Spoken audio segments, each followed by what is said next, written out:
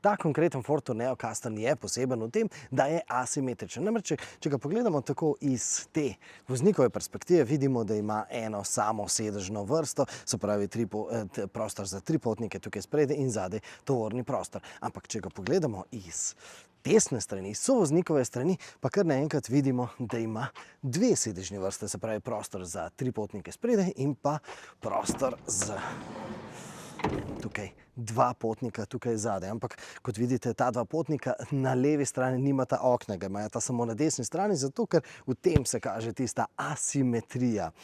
No, čem se kaže korist tako podaljšane kabine? No, pri klasičnih kombijih s podaljšano kabino imamo ponavadi ta tovorni prostor dokaj omejen, se pravi krajši. No, v tem primeru, v primeru Forda Tourneo Custom Multicab, pa imamo tukaj zadaj možnost poleg 5 potnikov pripeljati tudi tisto dolgo lestev.